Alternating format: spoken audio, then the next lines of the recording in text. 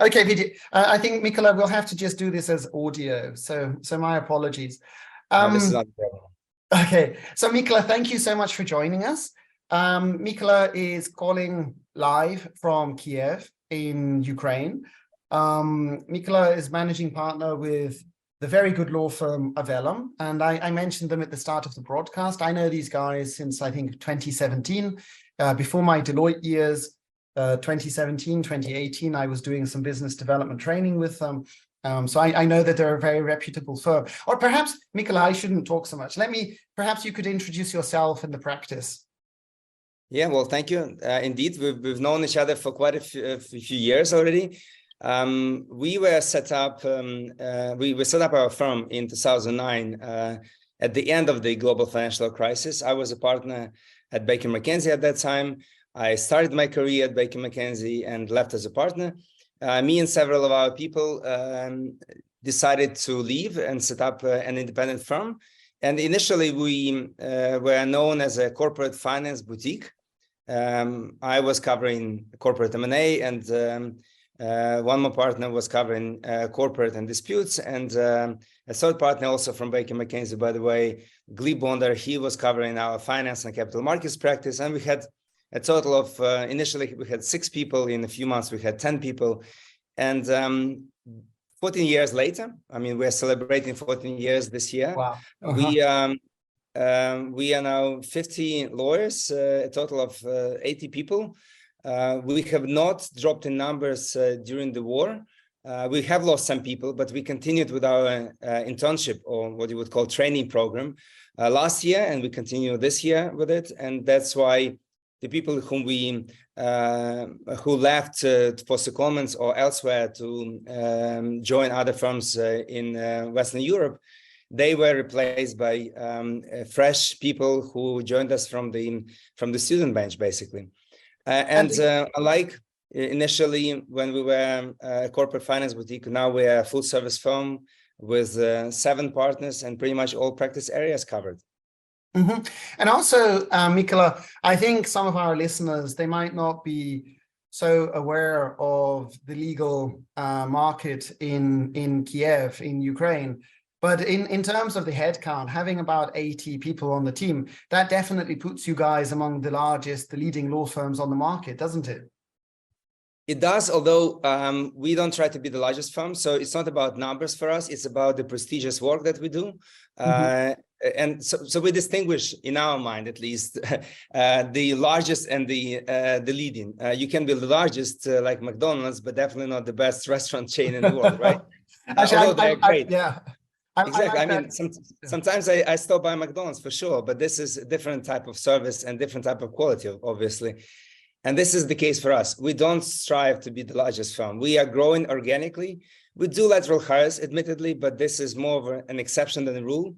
And we definitely not at the senior level. But we try to focus.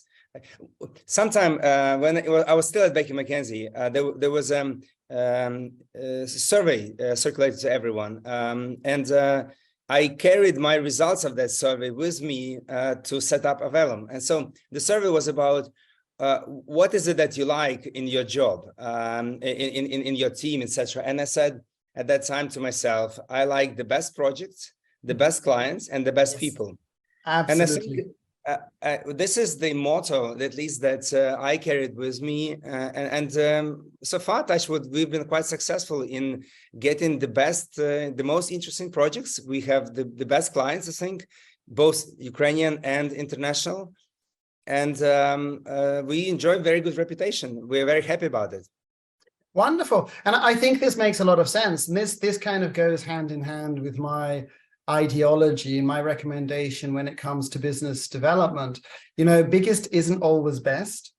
And it makes a lot of sense to focus on the high-end work, the premium work. While any law firm is going to do some commodity stuff, it's going to be much more successful if we can try and choose our industry and choose our clients and choose the sector that we're working in. And that's not going to walk through the door by itself necessarily. It means we're going to have to go out there and find these clients and build that reputation and bring them in.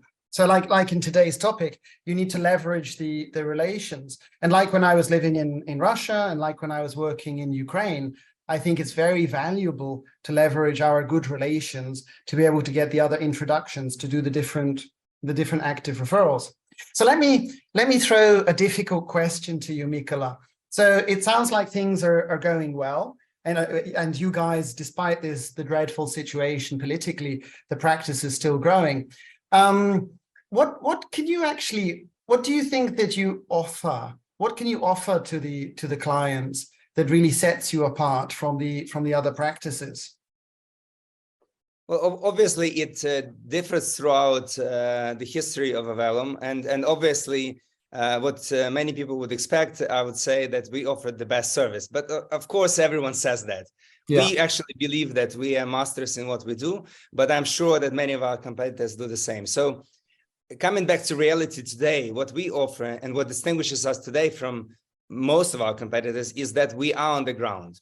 The majority of our partners physically stayed in Ukraine. We do travel, but this is more of an exception. We stay here. Our interests are in Ukraine. Our families are in Ukraine. And the same is true for our people. The majority of our people not only return to Kyiv, they also return back to the office. And it's, of course, it's a mixed working schedule. But nonetheless, we are based in Ukraine. And we see that clients really appreciate it. In fact, some clients literally ask us, prove us that you are in Kyiv, because if we are to entrust you a difficult project that, for example, involves a regulator in Ukraine, well, then we want you to be on the ground so that you can go ahead and meet with the regulator, discuss the difficult projects, instead of doing a Zoom or a Teams call with them, which is less efficient, especially with the government. And this is exactly, and for better or for worse, it happens so that we stayed in Ukraine. And it really now distinguishes us from the rest of our competition. We, as I also mentioned, we don't try to grow very quickly. We really invest in our people. We were one of the first, and actually continue to be one of rare firms who does very regular internship cycle. We usually started at the end of February, and then people come and to join us in June. And after 2 months of paid internship, which is also a big difference on the market, they get a temporary contract that then transforms into a permanent contract beginning of January. So we really invest into our people. And we actually did a strategy session recently, and we realized that our people are an extremely important asset, but also a distinguishing factor. Our people definitely get the best training on the market and are really sought after. And in a way, this is not our product, this is not our service, but in a way, this is what distinguishes us, and our clients see that as well. And this is what I'm hearing, Mykola, so every day, Monday to Friday, I'm usually in 4, 5, 6 different countries each week. And I'm hearing this problem from managing partners all over Europe and around the world in terms of recruitment and getting the best human capital.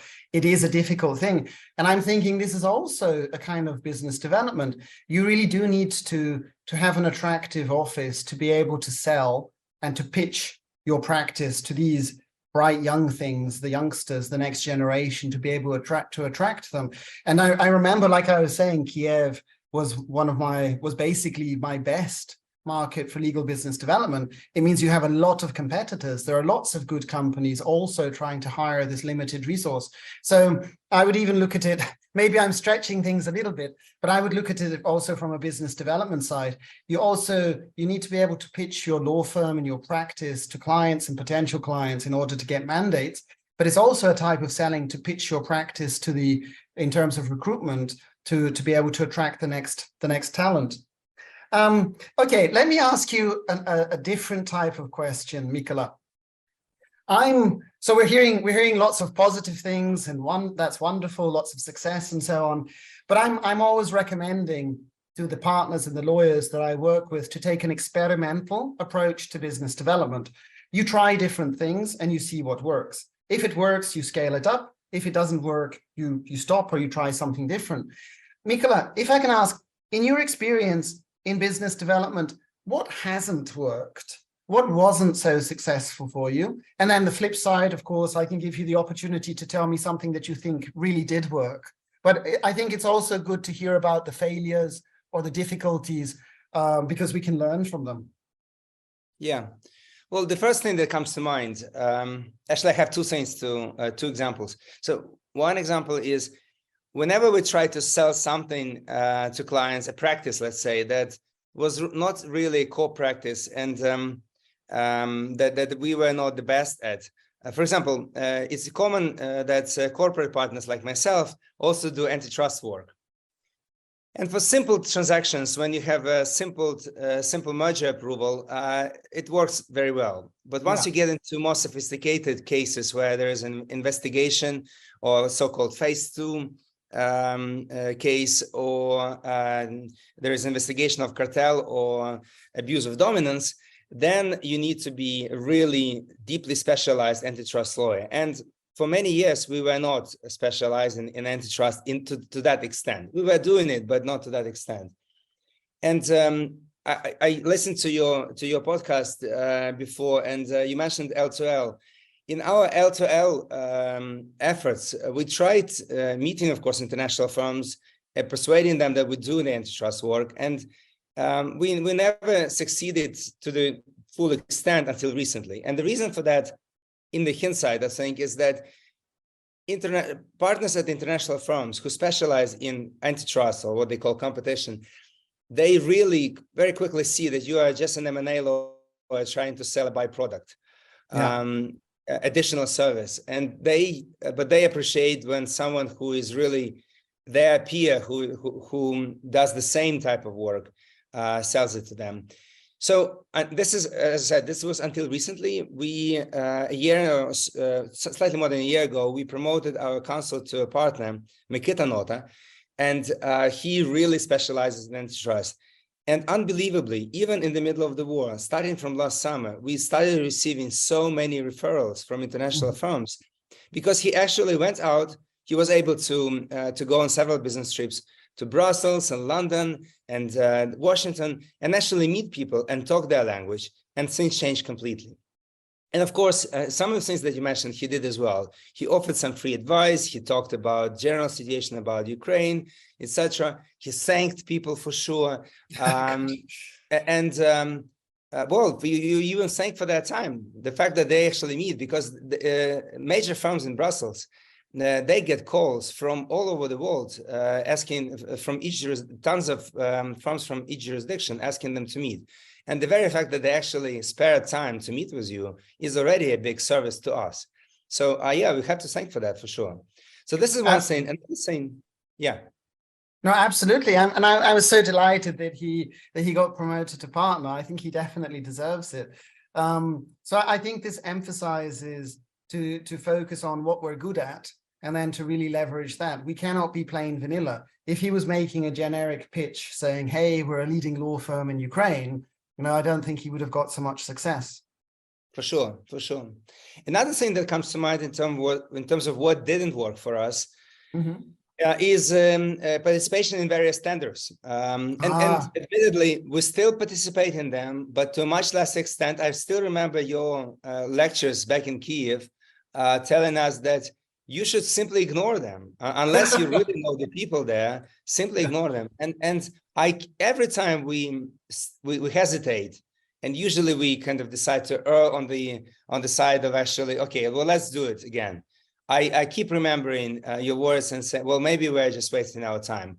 And as I said, admittedly, we still probably are making too many of these mistakes in the hope that we will get the work from the tender. But really, we got successful tenders. We won tenders only in those rare cases when we actually either knew people who were leading the tender and could actually make a call, make the introduction, talk about what they are really looking beyond the price, and find a differentiating factor. And sometimes you are able to find that differentiating factor, and in many cases you don't. You just have a price, and you see that your competitors are pretty much offering, if it's a standard contract review or something, they are offering pretty much the same.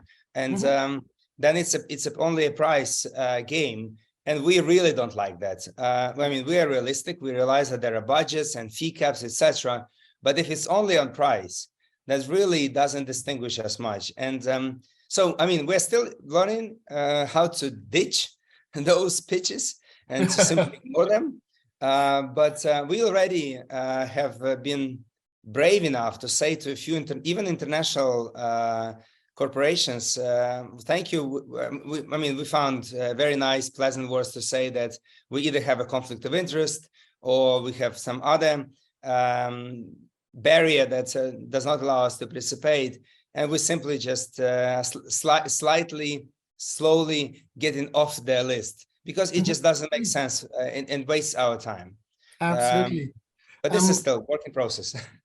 Yeah. And I think, of course, it's inevitable to continue making mistakes. I'm very much biased against pitches because one of the things that I had to do when I was younger in St. Petersburg with DLA Piper, I had to help the partners to make so many of these awful responses to pitches. And I could see it was a dysfunctional system. Very often we were spending a ton of time making these PowerPoint presentations, these pitch responses, and then we're sending them off. And we would basically almost never be winning. And it would come down to price. And in St. Petersburg, there were some other law firms who were artificially, I'm not even sure that their pricing that they were saying was really the full picture. So, you know, I'm kind of biased against the RFPs, although sometimes it can work and there are different ways to do this. In fact, let me just digress very briefly, guys. If you're interested about pitching and responding to RFPs, go to the Nicodonia YouTube channel, because there is one of the broadcasts from last month, which is just a 30-minute broadcast regarding RFPs and how to respond, the best practices and what not to do. Okay, sorry, I'll come back to you now, Mykola. Mykola, what about the future? I mean, I know it's difficult to say how things are going to be. There are different scenarios about how the war might continue or stop. But what about AVELLUM? What are your plans, if you can say, what are your plans, your objectives? What's on the horizon for the nearest future? Well, we obviously are waiting for the victory, which will put an end to the war. Yeah. And after that, there will be a lot of reconstruction, rebuilding efforts, and everyone is talking at various conferences about that. It hasn't started yet. Something is cooking up. You definitely see something on the horizon that, for example, just a few days ago, there was a case when the German government provided military insurance to some of the German companies who are willing to invest into Ukraine. And the insurance literally covers the risk of destruction of factories and plants. So this is the type of thing that I see on the horizon that will become more widespread and will probably start bringing the investment into Ukraine. And it will probably start with the defense sector, but will gradually, and I think actually very quickly, will move into logistics and agriculture and infrastructure, etc. So this is what we expect. We expect that there will be shortage of people in Ukraine. It doesn't cover only us. It will be a major challenge to all of the firms in Ukraine. We have lost a lot of very talented people to London and Warsaw and other cities, and we keep hearing very good compliments about Ukrainians in general and our people in particular, that they are very versatile, very quickly learn and get integrated into teams. But I also understand that apart from this flattering comments, these flattering comments, I also see this as a risk that Ukrainians will not want to return back to Ukraine. And it will be a big challenge for the government and for the legal community to lure people back into our country. But at the same time, it will provide opportunities to all of the firms to do interesting work. If I can say so, probably raise prices. It's inevitable. It's a supply demand forces that always work like that. And it will be also very emotional for us because we will be not rebuilding in a sense that it's used, but we'll be building a new country in a sense. So, for example, schools that were destroyed, we don't need to rebuild the old Soviet schools. We will build schools from the scratch that will be the best technology that you can see in the world. The same is with hospitals and bridges, etc. So, and of course, there will be a lot of challenges. Of course, we see already that Ukrainian government is building up its share of the economy tremendously. The private economy shrank and the government economy is growing, and this will be a challenge. Another challenge would be that society, of course, needs a lot of cleansing, and it requires a lot of anti-corruption cases, etc. We already see some of that happening because the anti-corruption framework has been built in the past, in the several past years. So those cases will be there, but there will also be cases where someone will be incorrectly indicted, and we already see cases where we step in actually across the table from the government and protect individuals quite successfully. So there will be a lot of we will be like teenagers in a way as a country. There will be a lot of emotions. There will be a lot of strange, hectic moves, but there will be also a lot of building. That's what I see on the horizon.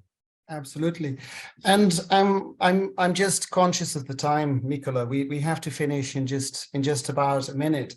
So, colleagues, definitely, I think Mykola is a good person for you to know. One idea that comes to mind is you may well have some different clients in your different jurisdictions. The nationality of the client isn't important. Some of these guys, maybe they already had investment in Ukraine. Some of them will be looking to invest in Ukraine, and some of them will be seeing the opportunities that they can take in this construction, in this post-war period.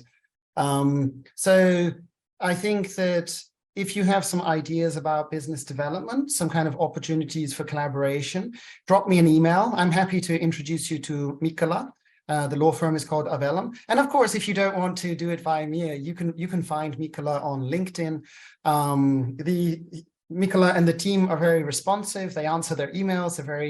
They're very good to work with. So if you have some thoughts about collaboration, definitely reach out to them, and hopefully this awful situation on the ground will resolve sooner rather than later, and we can get into this next period of construction and development. So thank you very much, Mykola. It was very nice to speak to you today. Thank you very much, John James. It's a pleasure. Thank you for your support of Ukraine and us. And I really hope that all the efforts will actually become the reality. Thank you. Wonderful. Okay. So fingers crossed. All right. So guys, we've basically run out of time. If you would like a copy of the slides, drop me a message. I can send you the slides. If you'd like to reach out to Mykola, I would advise you to do that. It could be a good idea.